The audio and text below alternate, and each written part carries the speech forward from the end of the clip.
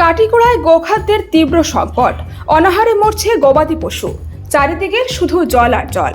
গবাদি পশুদের নিয়ে মহা সমস্যায় কৃষিপ্রধান কাটিগড়ায় কৃষককুল। সরকারিভাবে গোখাদ্য বন্টন হলেও কোথায় যে এগুলো বন্টন হচ্ছে সে সম্পর্কে পুরোপুরি অন্ধকারে মানুষ। কাটিগড়ার বিধায়ক, শিলচরের সাংসদ বানভাসীদের খোঁজ নিতে গেলে গোখাদ্য নিয়ে তীব্র ক্ষোভ উগড়ে দেন বানভাসীরা। তাদের সাফ বক্তব্য, সরকার আমাদের ত্রাণ সামগ্রী দিচ্ছে, কিন্তু গোখাদ্যের জন্য এ পর্যন্ত অনেক গবাদি পশুর মৃত্যু হয়েছে। এ ব্যাপারে কালাইন পশু হাসপাতালের চিকিৎসক প্রণব বড়কে প্রশ্ন করা হলে তিনি জানান, কাটিগড়ার 22টি গাঁও পঞ্চায়েত এলাকায় এ যাবৎ প্রায় 600 কুইন্টাল গোখাদ্য বিতরণ করা হয়েছে।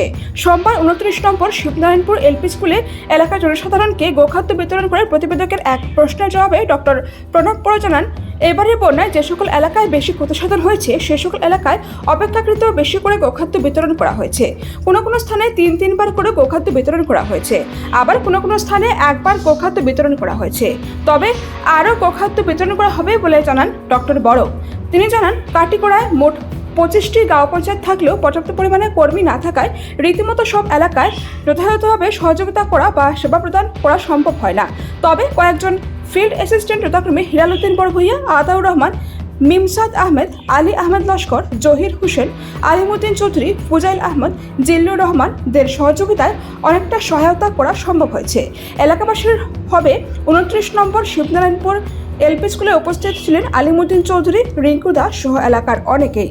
বৰ্তমান আমি এতিয়া আমাৰ যিটো ব্লকৰ আণ্ডাৰত যিটো 25টা জিপি আছে, তাত আমি প্ৰায় 25টাৰ পৰা আমি 22টা জিপিত অলৰেডি আমি ডিষ্ট্ৰিবিউট কৰা হৈছে।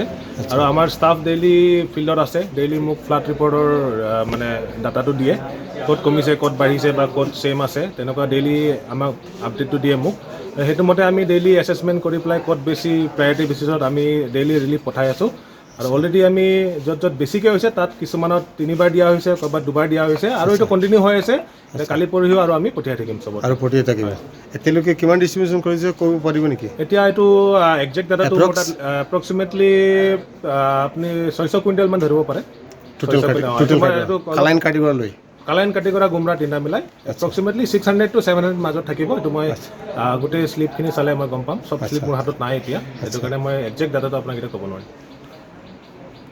আৰু ডিষ্ট্ৰিবিউশ্যন কৰিব নেকি? হৈ আছে, ডিষ্ট্ৰিবিউশ্যন আমাৰ হৈ আছে, এইটো কণ্টিনিউ হৈ আছে। গুমৰাটো হৈ আছে, কালাইন এৰিয়াটো হৈ আছে, আমাৰ কাটিগড়া এৰিয়াটো চবতে ডিষ্ট্ৰিবিউশ্যন চলি আছে। কিমান দিন চলিব টেণ্টেটিভ?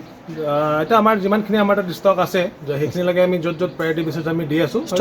ষ্টকটো ছাফিচিয়েণ্ট আছে নেকি? ষ্টক আমাৰ যিটো আছে এতিয়া হয়তো অলপ কম হৈ যাব পাৰে, কিন্তু আমি এতিয়া ডেইলিটো আমি যিহেতু দিয়ে আছোঁ, তো আৰু সেইটো হিচাপত আমাৰ আৰু এবাৰকৈ আমি চব য'ত য'ত লাগে তাত আমি আৰু এবাৰ দিব পাৰিম। আপোনাৰ চিনাকিটো? মোৰ নাম ডক্টৰ প্ৰণৱ বড়ো, মই ব্লক ভেটেৰিনেৰী অফিচাৰ কাটিগড়া।